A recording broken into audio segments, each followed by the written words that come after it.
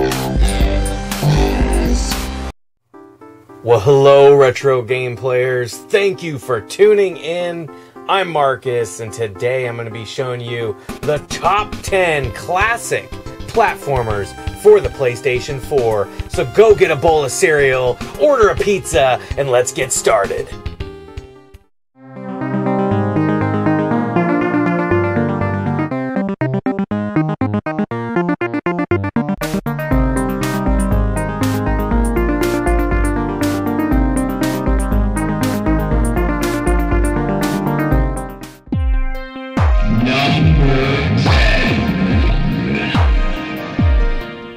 Okay, you guys, thank you again for tuning in for another video here.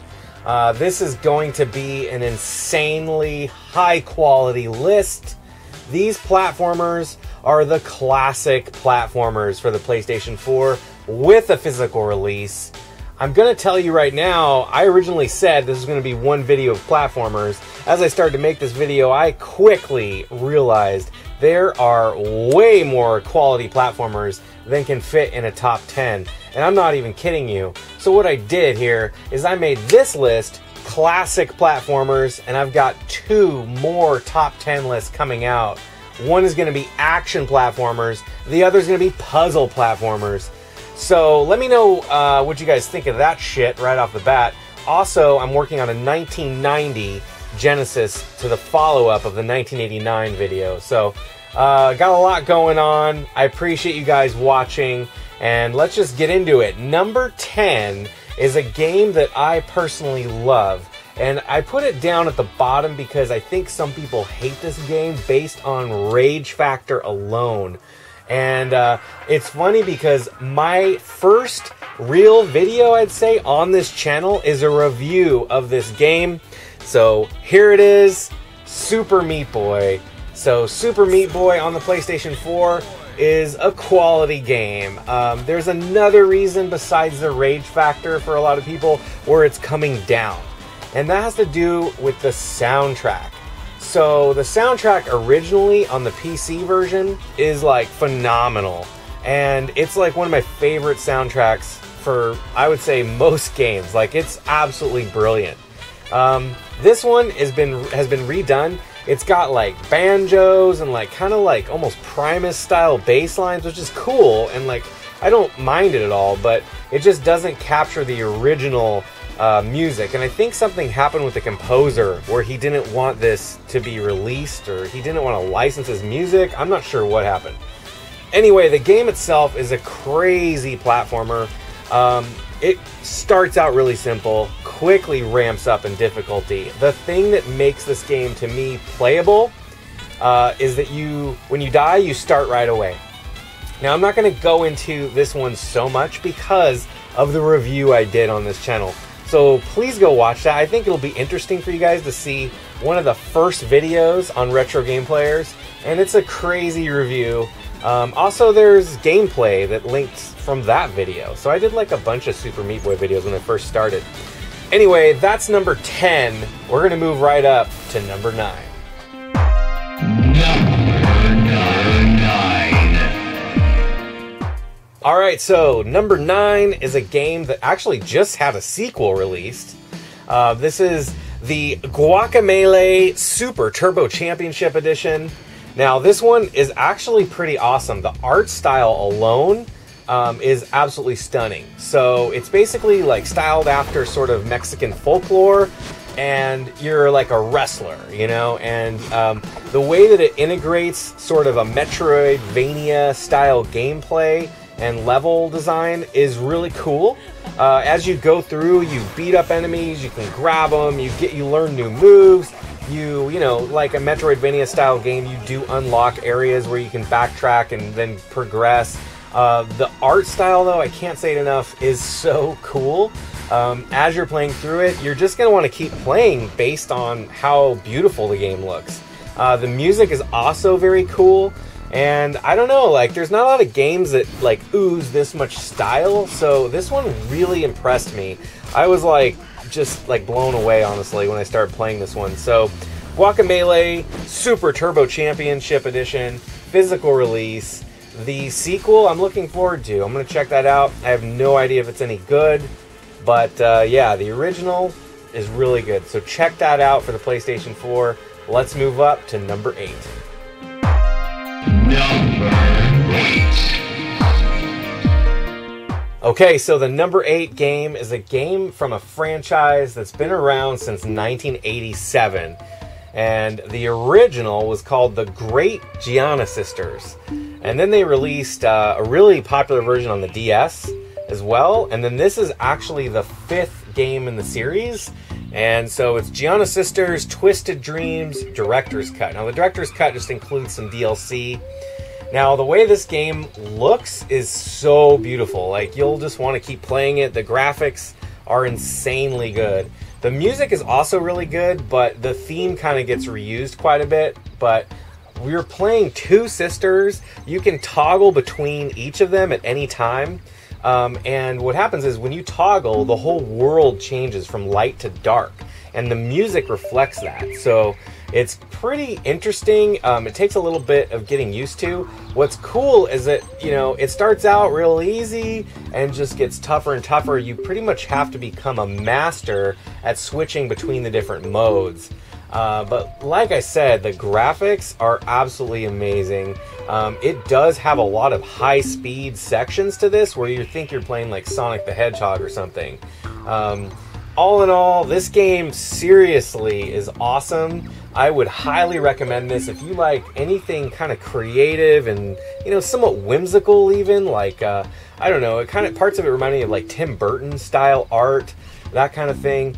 It's really good. So check this one out if you're looking for a new style platformer with sort of dual, you know, controlling elements. It's definitely interesting.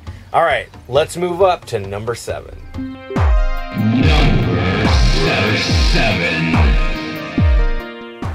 All right, the number 7 game on this list is one that was actually successfully funded through Kickstarter. I was one of the early backers. The reason I backed this was because of the developers and the composers. They had come from Rare back on the N64 glory days. So we're talking like, you know, Conker's Bad Fur Day, Banjo-Kazooie, Banjo-Tooie, and Donkey Kong 64. So these guys really did a good job with this game. When it first came out, the reception was sort of, like, it wasn't bad. It's just that there was a lot of weird quirks in the gameplay. You would get lost in the hub world. I'm talking about Ukulele. And when it first came out, there was definitely weird stuff. Getting lost in the hub world was weird. Some of the dialogue you couldn't skip. Now they've patched so much of it and added so much more content, including the ability to skip dialogue. And they have like markers now as to like where to go to find the worlds that you've been to. And that makes it so much easier. My save file for this game is clocking in close to 24 hours, and I'm not even close to beating this game. So the reason I like this so much is because of that. There's so much replayability. Yeah, it's a collectathon, but man, the graphics are really good. The gameplay is spot on. These developers know what they're doing as far as making a 3D platformer, and the soundtrack is really chill and really cool too. So that's why when I play this, I can just kind of kick back, relax, like, I don't know, like it kind of gets me into a zone when I play this game. I dig it, you know. So Ukulele, if you haven't checked it out, I do recommend it, especially if you like the old, you know, 3D platformers. This is the only 3D platformer in this list, and I think it deserves to be here. So there you go. That's number 7. Let's move up to number 6. Number 6. So the number 6 game on the list is one that's actually the 4th game in a series. I have not played any of the previous entries. The first 2 are released on something called itch.io, which is a website for indie games. It's got a crap load of indie games. I've never heard of it, but that's where you can get the first 2. And then the 3rd and the 4th were released on Steam. And then this one is the PlayStation 4. So I'm talking about MoMA Dora, Reverie Under the Moonlight. Now, what's cool about this game is it's super simplistic, stylized sort of retro graphics, it's definitely got a Metroidvania gameplay mechanic to it.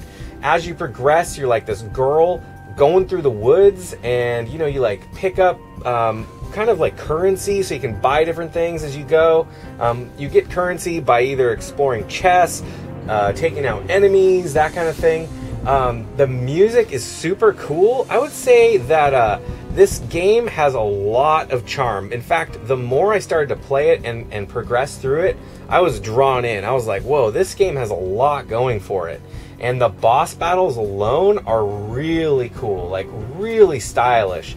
As you go, though, I swear, this game just has like this like foreboding sort of feeling to it. It's really got some dark elements. All the characters are sort of creepy. And yeah, I don't know. I've never played the first two, like I said, or the third. But now I kind of want to go back and check them out, because this one really impressed me. So if you guys are looking for something that's a little bit, you know, out of the norm, you know, check this one out. MoMA Dora, the series, you know, I don't know, I'm impressed. So this is the fourth one in the series. Check it out. Before we move up to number 5, we've got a word from our sponsor. Were you surprised to be named Best Video Game of the Year? No. Does it bother you that critics call this game addictive? Nope. Will you tell us what that O stands for? Nope. Are you ready to explode on PC CD-ROM? Yeah!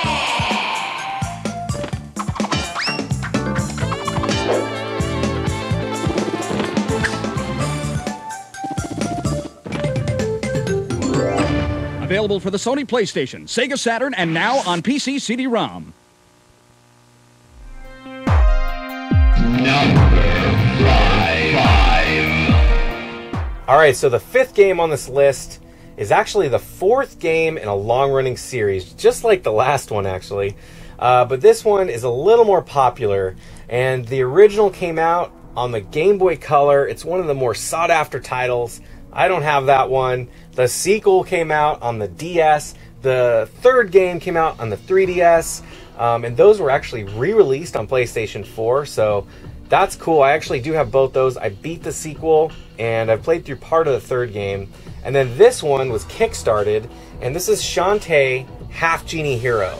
Now, the gameplay in this game is that you're a belly dancing genie with some magical abilities. As you play, you do unlock various characters you can transform into. They're really animals, so like an elephant, a monkey who can jump really far, a little crab, and other creatures, which is cool. You can also whip your hair as your attack, and you can upgrade different things. Like you can, you know, get a more powerful attack.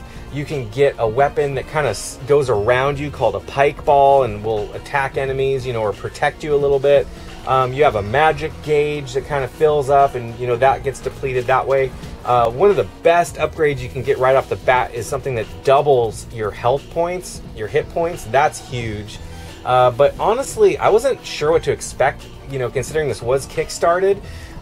When it was kickstarted, if you were a backer, you would get all the DLC. The version I have is like the worst version you can get, because all the DLC is pay gated.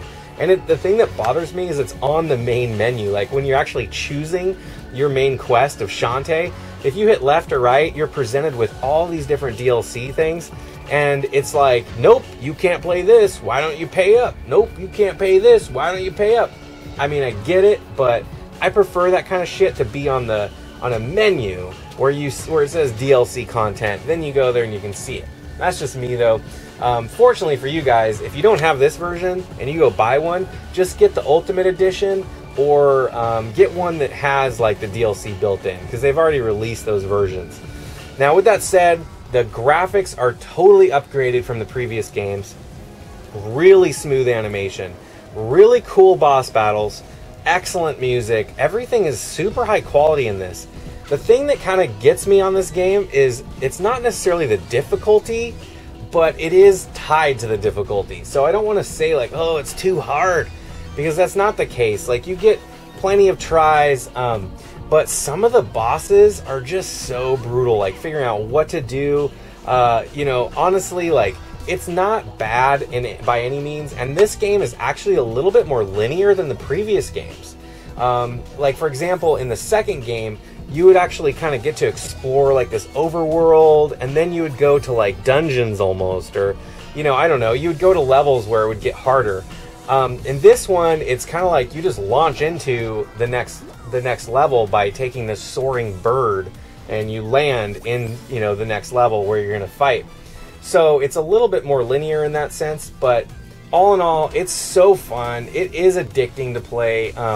Again, you're going to want to upgrade yourself so you can last in this game, but I do recommend it.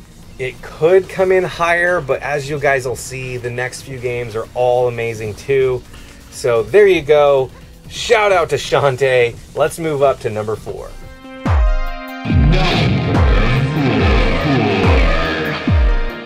Okay, coming in at 4 is a game that honestly is really, really good. And I think it may have taken a lot of people by surprise. I don't think that, I mean, for me, this game came completely out of left field. I had no clue what I was getting into when I started to play it. I'm the kind of person too where I don't tend to read a lot of reviews or watch videos of a game if I know I'm going to play it. That's just because I want like a brief summary, sort of what I'm giving you guys. I like to just get a brief summary of the game, and if it sounds interesting, then I'll check it out. And this one was just enough. And then once I got it, I started to play it, and I'm like, whoa, this game is really good. And that's when I started seeing people's videos pop up, like, whoa, this game's amazing. So I'm talking about Owlboy. Now, Owlboy has you take on the role of this little owl dude. Let's call him an Owlboy. And he's like living in this village. He's got like, I guess he's sort of in like this owl school or something. And this one guy, it's really funny because it starts out like a typical adventure game. Like you think, oh yeah, like, you know, you're gonna progress and learn all these moves, and you're gonna do all this. And what's funny is like it starts off where your teacher, your main guy, is just ripping on you. Like you can't do anything right. You're basically like this like horrible like performing student. He's got it out for you. It's pretty cool. It's a cool twist to this sort of formula. But gameplay wise, what's going on is you can pick up different characters in your wings. You do have some attacks that are available to you, but each character you get has some kind of a thing. Like they'll have like either a, you know, really wicked attack, or like a, you know, a boost attack, or they'll have a kind of a gun, like a weird gun, or like, you know, flames and explosions, and each one kind of helps you in different areas. It is really fun. The music is super high quality. I mean, like when you're playing this, it feels like almost cinematic. And the graphic style is gorgeous. You know, a lot of care went into this game. It's funny, I don't think a lot of people will draw this parallel, but this is just kind of based on my platforming gaming experience. And what's weird is some of the graphic style, like the muted undertones, this game sort of reminds me of Hook on the Sega CD. I know that's super weird. If you guys have played that, let me know. But it kind of reminds me of that in a weird way. But yeah, anyway, the level design is really intense. There are points in this where it seems really frantic. It definitely has sort of a steampunk vibe to it as well. Now, the reason it's not higher than number 4 for me is that I would say it's sort of on the short end of a game. Like it from what I can tell, you can beat this, I don't know exactly, but I'm guessing like 8 hours, maybe something like 8 to 12 hours. That's not too bad. It's just, you know, I don't know. That's what holds it back, if anything. I wouldn't let that stop you from getting it if you're interested. I might say wait till it drops in price. That's the only thing I would say. I'm still playing through it. I haven't beat it yet, so it's not like I can even say how long it is for me. But I looked online and tried to figure out, well, how long is it? Because I feel like I'm progressing pretty quick. And anyway, it's a great game. It really is impressive, and I think you guys will dig it. I just don't know if you want to wait for it to go on sale or something. So there you go. That's Owlboy. We've only got 3 games left. What can it be? Let's check them out.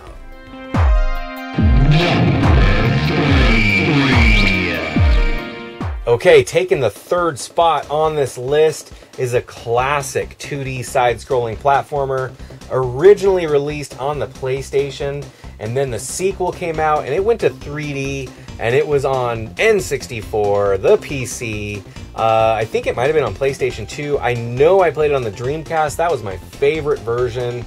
And then later on, there was a third game, which was also like 3D. And then they came out with one that was in like 2011, which went back to 2D. And then this one. So this one is actually the sequel to that. This is Rayman Legends. And the one prior to this was Rayman Origins. So basically, it's a return to that 2D style. The graphics are really good. Like, every level looks super unique. Everything is diverse. The music is also like that too. The music is so, like, I would say almost entrancing while you play. It's like really good. It's really, really well done.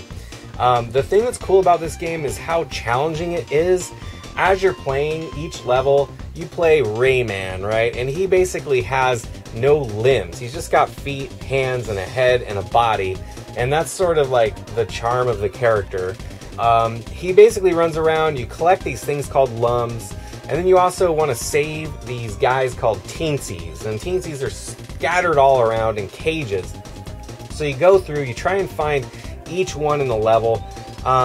Some of them are in these caves, where that's where it gets really tough sometimes to actually free them. But man, this is like so challenging. It's so well done in that sense. And as you collect the teensies and kind of, you know, rescue them, it unlocks other levels. And the main like world is sort of these paintings. You know, it kind of reminds me of Mario 64, how there's like paintings and you jump into the painting to start the world. But they are locked behind, you know, like kind of like how in Mario 64 actually, how you had to collect stars. That's how it works, except you're talking about teensies, so these guys. But there are so many levels, so many diverse styles of level design. It's crazy. It's seriously like amazing to play this game. So fluid. It's absolutely just bonkers how good it is. The other thing is that they included parts of Rayman Origins in the game too. It's not the entire game, but you can go and play that. There's other modes as well. There's a lot of stuff to do in this game. And if you like challenging platformers, you're gonna dig this one for sure, because it's not only just like hard at points, but it's so good. Like, you know, the control is so tight that if you fail, it's something you did, and the respawning is great. You just start right off where you were. It's really fun. So I highly recommend this one. This one, again, like I said, these next two and this one, the top three, are really tough. Like, they're like interchangeable in my opinion. So there you go. That's Rayman Legends number 3. Let's move up to number 2.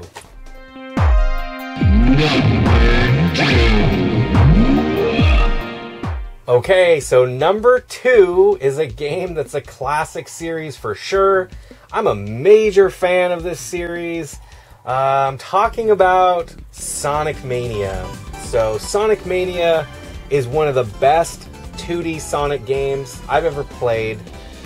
It's way, way good. I was so blown away with how much quality they put into this. Not just the music, but the graphics and the control of Sonic.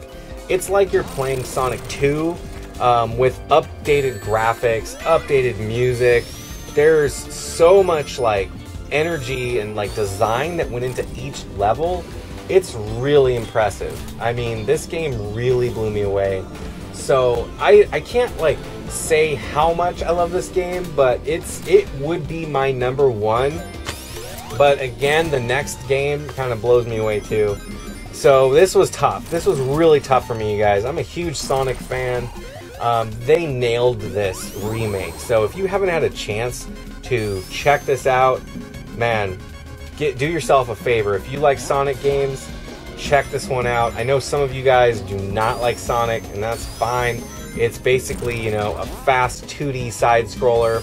You know, in this, you know, Tails is following you around, and you know, that's kind of funny because it is like Sonic 2 in that sense, but you can actually play as other characters, which is cool too. So I think all in all, this game really is ranking up high as far as all the Sonic games ever made.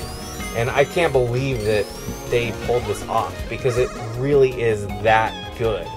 And it's classic platforming, you know, at the core. So they didn't fluff it up with a bunch of crap. I'll tell you that the footage that you're seeing now is from the underwater level, and man, that is absolutely a brutal level to play. The boss was something to figure out for sure, but I just love this game. So there you go. That's number 2, Sonic Mania. We've only got one left. Let's check it out. Number 1.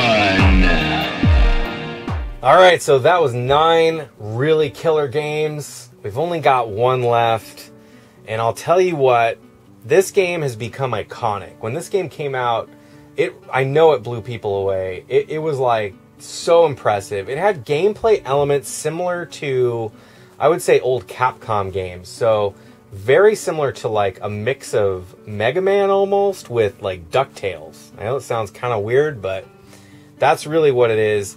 Now, before you guys freak out when I show the game, I'm going to tell you it's not particularly that game that I'm nominating, because there's 3 games on this disc.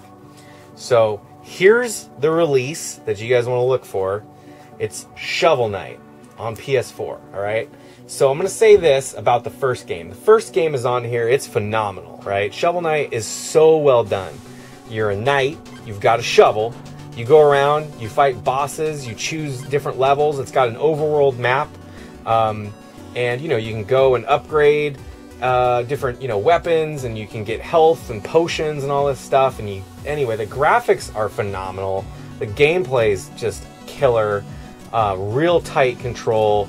I would say it's pretty tough. I definitely, there was a learning curve to figuring out how to play it. So Shovel Knight's awesome. Music, all that stuff. It's by Yacht Club Games. Well, this disc includes another game called Plague Knight, which is the guy with the plague mask, and he's actually a boss in the first game, and it's sort of a remix, you know. But the game that I was really pushed into the realm of like, holy crap, this game is absolutely mind-blowing, is Spectre Knight. And Spectre Knight is released on this, or it's included on this. It is completely badass. Like, this game is one of the most addictive 2D side-scrolling games I've played. The gameplay is so different from Shovel Knight. The atmosphere is dark. It's really cool. The music is really cool. As you play, it's not like an overworld map anymore. Instead, you're like just kind of in this castle, and you go through, and there's like characters there and upgrades. You can do health upgrades and magic upgrades, things like that. And then as you go, there's like this big kind of portal or like a mirror or something, and you go into that, and then you choose which level you want to go to. These levels are so awesome, but what's cool about Spectre Knight is not maybe what you think. You do have an awesome weapon, which is very effective, but what's interesting about it is how you can wall jump, and you can do these jumps and climb up the edges or the ledges onto the platform. And there is some amazing platforming going on. There's also these sort of orbs or even enemies. When you're in midair, you'll see like a slash that highlights next to the enemy. If you hit attack, you'll shoot through them in that direction. If you're coming up from above, you'll come at them diagonally down, but if you wait until you're below, that line will show up and you'll go upward. And so like, it gets so good. Like I'm telling you guys, this game, I feel like people may have, I'm not saying they missed this game, but I had no idea it was that good. Like, I thought Shovel Knight was going to be on this list, and I was thinking, yeah, like Shovel Knight's awesome. Like, I actually played it on the channel on the Wii U. I streamed it once. But man, this game, Spectre Knight, kicks ass. So that's why this is number 1, not just for Spectre Knight, but really it is the trilogy of games. It's just that Shovel Knight and Spectre Knight are the better of the 3. So check this out. If you haven't played Spectre Knight, this is awesome. I mean, I'm telling you guys, you'll dig it. There's even this bonus mode, I'll just tell you real quick.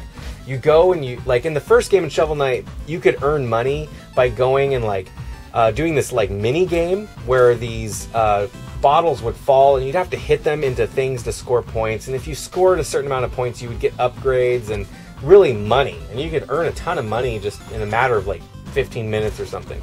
In this game, it's not like that. Instead, they have this new mode where you go talk to this huge knight, and he starts this mini game with this platform that slowly moves up. And it kind of changes. It's not random, but different sections of this map start at the beginning. So you don't know where you're going to start in this sort of course. And you go up, and you're just trying to race as you go up. And man, it is so addicting. Like, I can sit there and play that. I played that part alone for an hour. Like, I was just like, you know, entranced. And you do get some gold, but it's not really worth it for that. It's just fun to just try and progress through it. I don't know. Anyway, that's why this game is number one. I hope you guys enjoyed this list. All of these games are awesome, like no joke.